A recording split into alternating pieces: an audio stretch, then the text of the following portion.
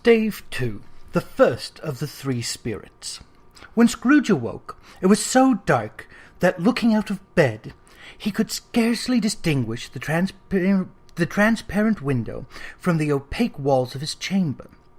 He was endeavouring to pierce the darkness with his ferret eyes, when the chimes of the neighbouring church struck the 4 quarters, so he listened for the hour.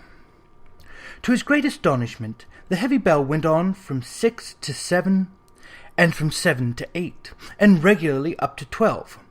Then stopped. 12. It was past 2 when he went to bed. The clock was wrong. An icicle must have got into the works. 12. He touched the spring of his repeater to correct this most preposterous clock. Its rapid little pulse beat 12 and stopped. "Why, it isn't possible," said Scrooge, "that I can have slept through the whole day and far into another night. It isn't possible that anything has happened to the sun, and this is 12 at noon." The idea being an alarming one, he scrambled out of bed and groped his way to the window. He was obliged to rub the frost off with the sleeve of his dressing-gown before he could see anything, and could see very little then. All he could make out was that it was still very foggy and extremely cold, and that there was no noise of people running to and fro and making a great stir, as there unquestionably would have been if night had beaten off bright day, and taken possession of the world. This was a great relief, because 3 days after the sight of this first of exchange pay to Mr. Ebenezer Scrooge or his order, and so forth, would have become a mere United States security if there were no days to count by. Scrooge went to bed again, and thought, and thought, and thought it over, and over, and over, and could make nothing of it. The more he thought, the more perplexed he was, and the more he endeavoured not to think, the more he thought. Marley's ghost bothered him exceedingly, every time he resolved within himself, after mature inquiry, that it was all a dream. His mind flew back again, like a strong spring released, to its first position, and presented the same problem to be worked all through. Was it a dream or not? When Scrooge lay in this state until the chime had gone 3 quarters more, when he remembered, on a sudden, that the ghost had warned him of a visitation when the bell tolled 1, he resolved to lie awake until the hour was past, and, considering that he could no more go to sleep than go to heaven, this was perhaps the wisest resolution in his power. The quarter was so long that he was more than once convinced he must have sunk into a doze unconsciously and missed the clock. At length it broke upon his listening ear. Ding-dong. "A quarter past," said Scrooge, counting. "Ding-dong." "Half-past," said Scrooge. "Ding-dong." "A quarter to it," said Scrooge. "Ding-dong." "The hour itself," said Scrooge triumphantly, "and nothing else." He spoke before the hour bell sounded, which it now did with a deep, dull, hollow, melancholy one. Light flashed up in the room upon the instant, and the curtains of his bed were drawn. The curtains of his bed were drawn aside, I tell you, by a hand, not the curtains at his feet, nor the curtains at his back, but those to which his face was addressed. The curtains of his bed were drawn aside, and Scrooge, starting up in a half-recumbent attitude, found himself face to face with the unearthly visitor who drew them, as close to it as I am now to you, and I am standing in the spirit at your elbow. It was a strange figure, like a child, yet not so like a child as like an old man, viewed through some supernatural medium, which gave him the appearance of having receded from the view and being diminished to a child's proportions. Its hair, which hung about its neck and down its back, was white as if with age, and yet the face had not a wrinkle in it, and the tenderest bloom was on the skin. The arms were very long and muscular, the hands the same, as if its hold were of uncommon strength. Its legs and feet, most delicately formed, were like those upper members bare, It wore a tunic of the purest white, and round its waist was bound a lustrous belt, and sheen of which was beautiful. It held a branch of fresh green holly in its hand, and, in singular contradiction of that wintry emblem, had its dress trimmed with summer flowers. But the strangest thing about it was that from the crown of its head there sprung a bright, clear jet of light, by which all this was visible, and which was doubtless the occasion of its using, in its duller moments, a great extinguisher for a cap, which it now held under its arm. Even this, though, when Scrooge looked at it with increasing steadiness, was not its strangest quality. For as its belt sparkled and glittered now in one part and now in another, and what the light one instant at another time was dark, so the figure itself fluctuated in its distinctness, being now a thing with one arm, now with one leg, now with 20 legs, now a pair of legs without a head, now a head without a body, of which dissolving parts no outline would be visible in the dense gloom wherein they melted away. And in the very wonder of this, it would be itself again, distinct and clear as ever. "Are you the spirit, sir, whose coming was foretold to me?" asked Scrooge. "I am." The voice was soft and gentle, singularly low, as if instead of being so close beside him it were at a distance. "Who and what are you?" Scrooge demanded. "I am the ghost of Christmas past." "Long past?" inquired Scrooge, observant of its dwarfish stature. "No, your past." Perhaps Scrooge could not have told anybody why, if anybody could have asked him, but he had a special desire to see the spirit in his cap, and begged him to be covered. "What?" exclaimed the ghost. "Would you so soon put out with worldly hands the light I give? Is it not enough that you are one of those whose passions made this cap, and forced me through whole trains of years to wear it low upon my brow?" Scrooge reverently disclaimed all intention to offend or any knowledge of having wilfully bonneted the spirit at any period of his life.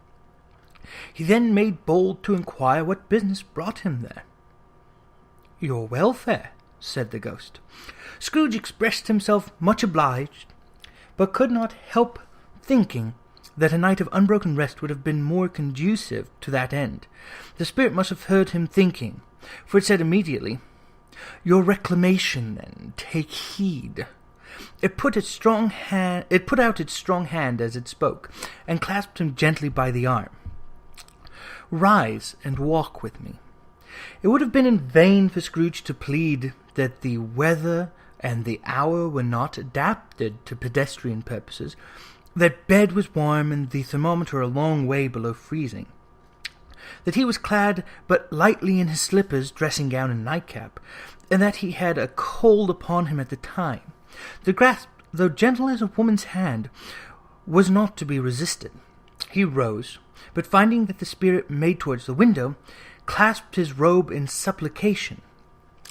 "I am a mortal," Scrooge remonstrated, "and liable to fall." "Bear but a touch of my hand there," said the spirit, laying it upon his heart, "and you shall be upheld in more than this." As the words were spoken, they passed through the wall and stood upon an open country road, with fields on either hand. The city had entirely vanished. Not a vestige of it had been seen. The darkness and the mist had vanished with it, for it was a clear, cold winter day, with snow upon the ground. "Good heaven!" said Scrooge, clasping his hands together as he looked about him. "I was bred in this place. I was a boy here." The spirit gazed upon him mildly. Its gentle touch, though it had been light and instantaneous, appeared still present to the old man's sense of feeling. He was conscious of 1,000 odours floating in the air, each one connected with 1,000 thoughts and hopes and joys and cares long, long forgotten. "Your lip is trembling," said the ghost. "And what is that upon your cheek?" Scrooge muttered, with an unusual catching in his voice, that it was a pimple, and begged the ghost to lead him where he would. "You recollect the way?" inquired the spirit. "Remember it!" cried Scrooge with fervour. "I could walk it blindfolded." "Strange to have forgotten it for so many years," observed the ghost. "Let us go on." They walked along the road, Scrooge recognizing every gate and post and tree, until a little market town appeared in the distance, with its bridge, its church, and winding river. Some shaggy ponies now were seen trotting towards them, with boys upon their backs, who called to other boys in the country gigs and carts, driven by farmers. All these boys were in great spirits, and shouted to each other until the broad fields were so full of merry music that the crisp air laughed to hear it. "These are but shadows of the things that have been," said the ghost. "They have no consciousness of us." The jocund travellers came on, and as they came, Scrooge knew and named them every one. Why was he rejoiced beyond all bounds to see them? Why did his cold eye glisten and his heart leap up as they went past? Why was he filled with gladness when he heard them give each other Merry Christmas as they parted at crossroads and byways for their several homes? What was Merry Christmas to Scrooge? Out upon Merry Christmas, what good had it ever done him? "The school is not quite deserted," said the ghost. "A solitary child, neglected by his friends, is left there still." Scrooge said he knew it, and he sobbed. They left the high road by a well-remembered lane, and soon approached a mansion of dull red brick, with a little weathercock-surmounted cupola on the roof, and a bell hanging in it. It was a large house, but one of broken fortunes, for the spacious offices were little used, their walls were damp and mossy, their windows broken, and their gates decayed. Fowls clucked and strutted in the stables, and the coach-houses and the sheds were overrun with grass. Nor was it more retentive of its ancient state within, for entering the dreary hall, and glancing through the open doors of the many rooms, they found them poorly furnished, cold, and vast. There was an earthy savour in the air, a chilly bareness in the place, which associated itself somehow, too, with too much getting up by candlelight, and not too much to eat. They went, the ghost and Scrooge, across the hall, to a door at the back of the house.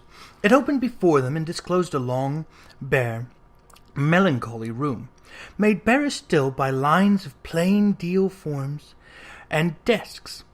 At one of these a lonely boy was reading near a feeble fire, and Scrooge sat down upon a form, and wept to see his poor forgotten self as he used to be. Not a latent echo in the house, not a squeak and a scuffle from the mice behind the panelling, not a drip from the half-thawed waterspout in the dull yard behind, not a sigh among the leafless boughs of one despondent poplar, not the idle swinging of the empty storehouse door. No, not a clicking in the fire, but fell upon the heart of Scrooge with a softening influence, and gave freer passage to his tears. The spirit touched him on the arm and pointed to his younger self, intent upon his reading.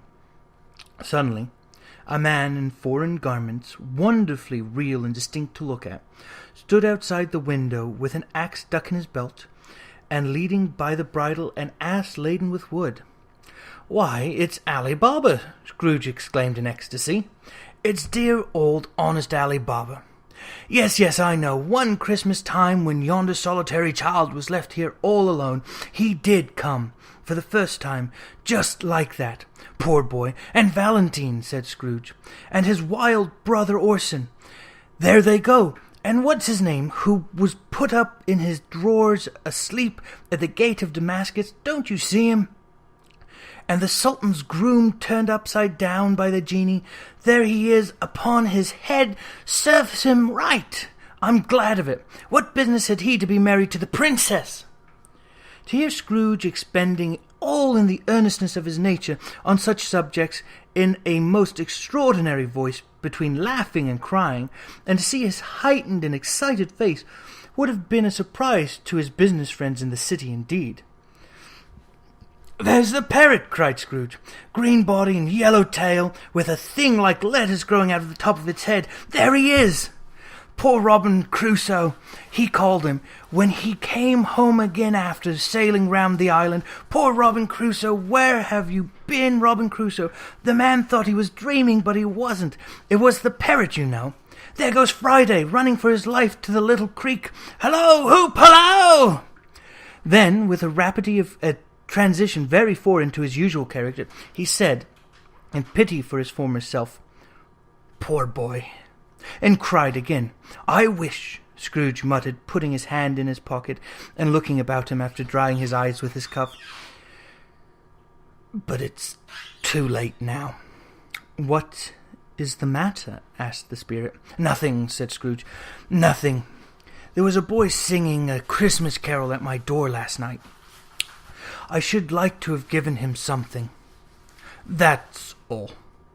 The ghost smiled thoughtfully and waved his hand, saying as it did, "Let us see another Christmas." Scrooge's former self grew larger at the words, and the room became a little darker and more dirty. The panels shrunk, the windows cracked, fragments of plaster fell out of the ceiling, and the naked laths were shown instead. But how all this was brought about, Scrooge knew no more than you do. He only knew that it was quite correct, that everything had happened so, that there he was, alone again, when all the other boys had gone home for the jolly holidays. He was not reading now, but walking up and down despairingly. Scrooge looked at the ghost, and with a mournful shaking of his head, glanced anxiously towards the door.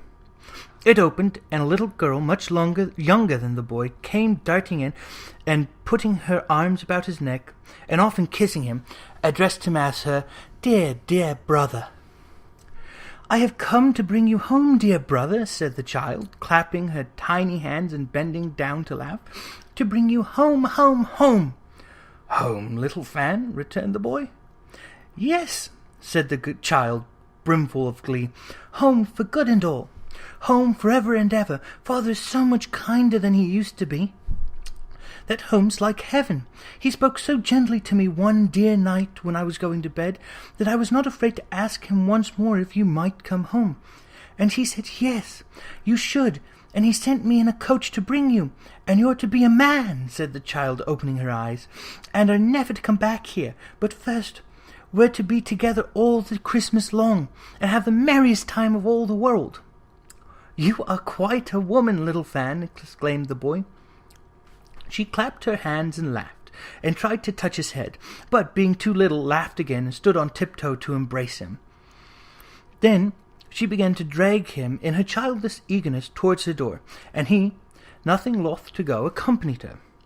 A terrible voice in the hall cried, "Bring down Master Scrooge's box there!" And in the hall appeared the schoolmaster himself, who glared on Master Scrooge with a ferocious condescension, and threw him into a dreadful state of mind by shaking hands with him.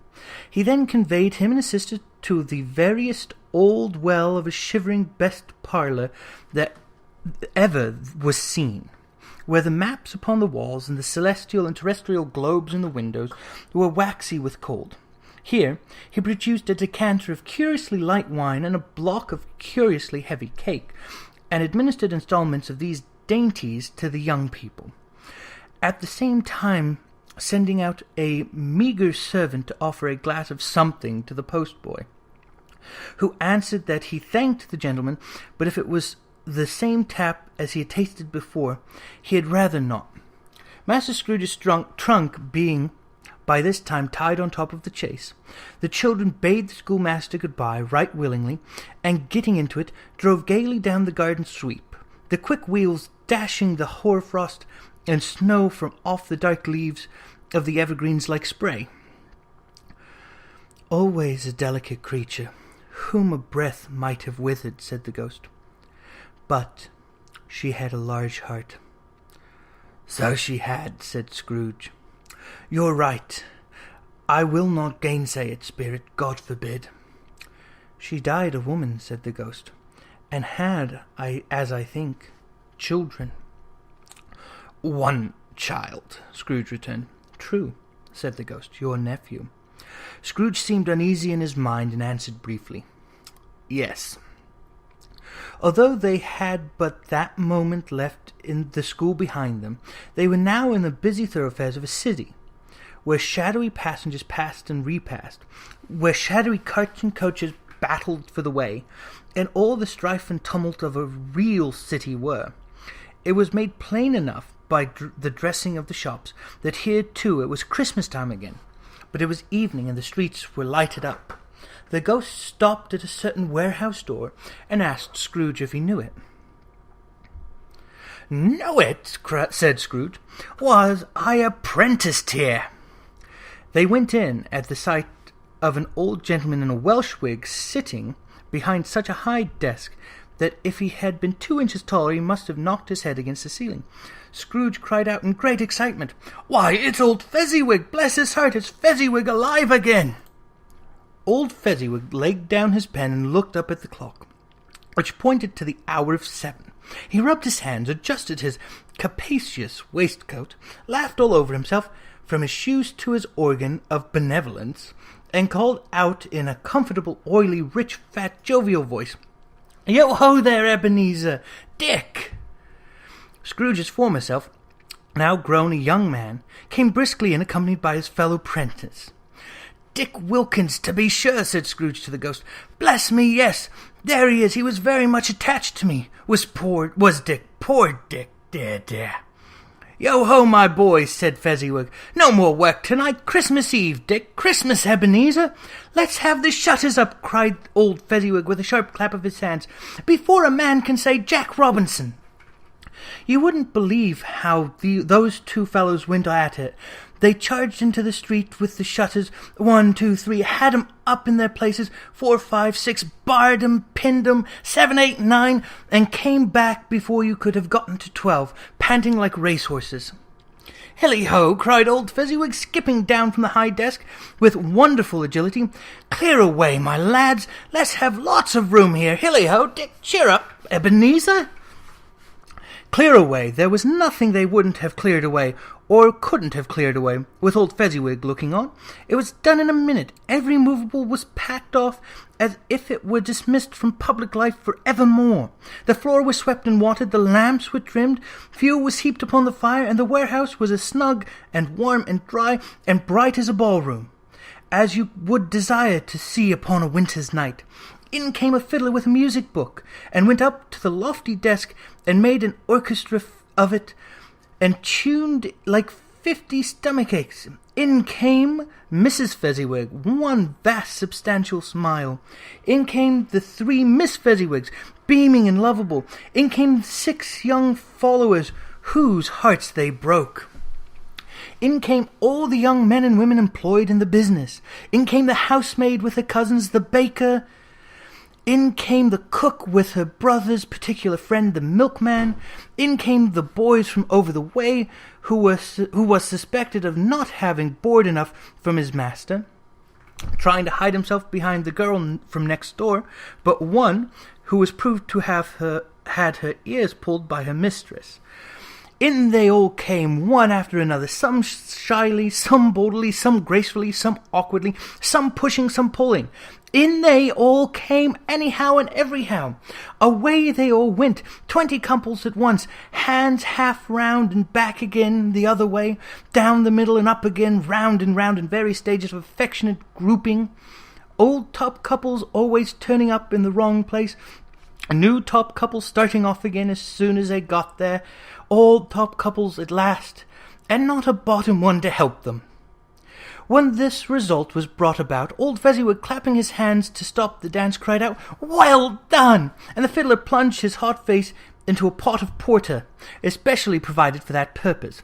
But, scorning the rest, upon his reappearance, he suddenly began again, though there were no dances yet, as if the other fiddler had been carried home exhausted on a shutter, and he were a brand new man resolved to beat him out of sight, or perish. There were more dances, and there were forfeits, and more dances, and there was cake, and there was negus, and there was a great piece of cold roast, and there was a great piece of cold boiled, and there were mince pies, and plenty of beer. But the great effect of the evening came after the roast and the boiled, when the fiddler, an artful dog, mind, the sort of man who knew his business better than you or I could have told him, struck up Sir Roger de Coverley. Then old Fezziwig stood out to dance with Mrs. Fezziwig. Top couple too, with a good stiff piece of work cut out for them, 3 or 4 or 20 pair of partners, people who were not to be trifled with, people who would dance, and had no notion of walking. But if they had been twice as many, 4 times, old Fezziwig would have been a match for them, and so would Mrs. Fezziwig. As to her, she was worthy to be his partner in every sense of the term. If that's not high praise, tell me higher, and I'll use it. A positive light appeared to issue from Fezziwig's calves. They shone in every part of the dance like moons. You couldn't have predicted at any given time what would have become of the next. And when old Fezziwig and Mrs. Fezziwig had gone all through the dance, advance and retire, both hands to your partner, bow and curtsy, corkscrew, thread the needle, and back again to your place. Fezziwig cut so deftly that he appeared to wink with his legs, and came upon his feet again without a stagger. When the clock struck 11, this domestic ball broke up. Mr. and Mrs. Fezziwig took their stations, one on either side of the door, and shaking hands with every person individually as he or she went out, wished him or her a Merry Christmas. When everybody had retired but the 2 prentices, they did the same to them, and thus the cheerful voices died away, and the lads were left to their beds, which were under a counter in the back shop. During the whole of this, Scrooge had acted like a man out of his wits. His heart and soul were in the scene, and his former self. He corroborated everything, remembered everything, enjoyed everything, and underwent the strangest agitation.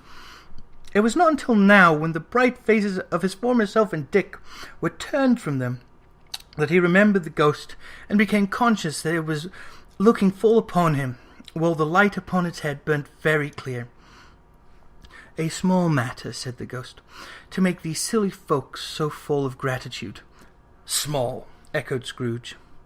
The spirit signed to him to listen to the 2 prentices, who were pouring out their hearts in praise of Fezziwig, and when he had done so, said, Why is it not? He has spent but a few pounds of your mortal money, 3 or 4 perhaps. Is that so much that he deserves this praise?" "It isn't that," said Scrooge, heated by the remark, and speaking unconsciously like his former self, not his latter self. "It isn't that, spirit. He has the power to render us happy or unhappy, to make our service light or burdensome, a pleasure or a toil.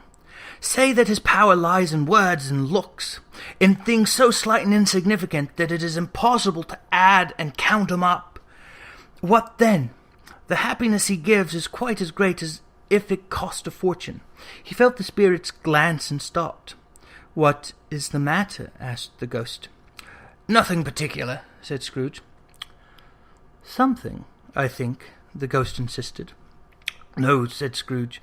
"No, I should like to be able to say a word or 2 to my clerk just now, that's all." His former self turned down the lamps as he gave utterance to the wish, and Scrooge and the ghost again stood side by side in the open air.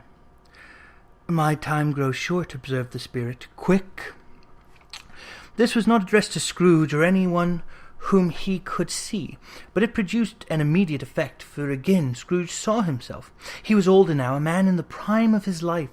His face not the harsh and rigid lines of later years, but it had begun to wear the signs of care and avarice. There was an eager, greedily restless motion in the eye, which showed the passion that had taken root, where the shadow of the growing tree would fall. He was not alone, but sat by the side of a young fair girl in mourning dress, whose eyes there were tears, which sparkled in the light that shone out of the ghost of Christmas past. "It matters little," she said softly. "To you, very little. Another idol has displaced me, and if it can cheer and comfort you in time to come, as I would have tried to do, I have no cause to grieve." "What idol has displaced you?" he rejoined. "A golden one."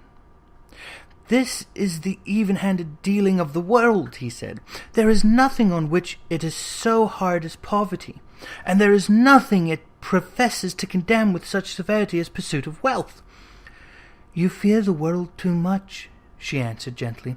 "All your other hopes have merged into the hope of being beyond the chance of its sordid approach. I have seen your nobler aspirations fall off one by one until the master passion, gain, engrosses you. Have I not?" "What then?" he retorted. "Even if I had grown so much wiser, what then? I am not changed towards you." She shook her head. "Am I?" "Our contract is an old one. It was made when we were both poor and content to be so, until, in good season, we could improve our worldly fortune by your patient industry. You are changed. When it was made, you were another man." "I was a boy," he said impatiently. "Your own feelings tell you that you were not what you are," she returned. "I am. That which promised happiness when we were one in heart is fraught with misery now that we are two. How often and how keenly I have thought of this, I will not say. It is enough that I have thought of it and can release you." "Have I ever sought release?" "In words, no, never." "In what then?" "In a changed nature, in an altered spirit, in another atmosphere of life, another hope as its great end, in everything that made my love of any worth or value in your sight." "If this had never been between us," said the girl, looking mildly, but with steadiness upon him, "tell me, would you seek me out and try to win me now?" "Ah, no." He seemed to yield to the justice of that supposition in spite of himself, but he said with a struggle, "You think not?" "I would gladly think otherwise if I could," she answered. "Heaven knows, when I have learned a truth like this, I know how strong and irresistible it must be. But if you were free today, tomorrow, yesterday, can even I believe that you would choose a dowerless girl who you, in your very confidence with her, weigh everything by gain, or choosing her if for a moment you were false enough to your one guiding principle to do so? Do I not know that your repentance and regret would surely follow? I do, and I release you with a full heart, for the love of him you once were." He was about to speak, but with her head turned from him, she resumed, "You may. The memory of what is past half makes me hope you will. Have pain in this. A very, very brief time, and you will dismiss the recollection of it gladly, as an unprofitable dream, from which it happened well that you awoke. May you be happy in life you have chosen." She left him, and they parted. "Spirit," said Scrooge, "show me no more. Conduct me home. Why do you delight to torture me?" "One shadow more," exclaimed the ghost. "No more," cried Scrooge. "No more. I don't wish to see it. Show me no more." But the relentless ghost pinioned him in both his arms, and forced him to observe what happened next. They were in another scene and place, a room not very large or handsome, but full of comfort. Near the winter fire sat a beautiful young girl, so like the last that Scrooge believed it the same until he saw her, now a comely matron, sitting opposite her daughter. The noise in the room was perfectly tumultuous, for there were more children there than Scrooge in his agitated state of mind could count. And, unlike the celebrated herd in the poem, they were not 40 children conducting themselves like one, but every child was conducting itself like 40. The consequences were uproarious beyond belief, but no one seemed to care. On the contrary, the mother and daughter laughed heartily and enjoyed it very much, and the latter, soon beginning to mingle in the sports, got pillaged by the young brigands most ruthlessly. What would I not have to give to be one of them? Though I never could have been so rude. No, I wouldn't for the wrath of all the world have crushed that braided hair and torn it down, and for the precious little shoes I wouldn't have plucked it off, God bless my soul, to save my life. As to measuring her waist in sport, as they did bold young brood, I couldn't have done it. I should have expected my arm to have grown round it for a punishment, and never come straight again. And yet I should have dearly liked, I own, to have touched her lips, to have questioned her, that she might have opened them, to have looked upon the lashes of her downcast eyes, and never raised a blush, to have let loose waves of hair, an inch of which would have been a keepsake beyond price. In short, I would have liked, I do confess, to have had the lightest license of a child, and yet to have been man enough to know its value. But now a knocking at the door was heard, and such a rush immediately ensued that she, with laughing face and plundered dress, was borne towards it, the centre of a flushed and boisterous group, just in time to greet the father, who came home attended by a man laden with Christmas toys and presents. Then the shouting and the struggling and the onslaught that was made on the defenceless porter, the scaling him with chairs for ladders, to dive into his pockets, despoil him of brown paper parcels, hold on tight by his cravat, hug him round his neck, pommel his back, and kick his legs in irresponsible affection.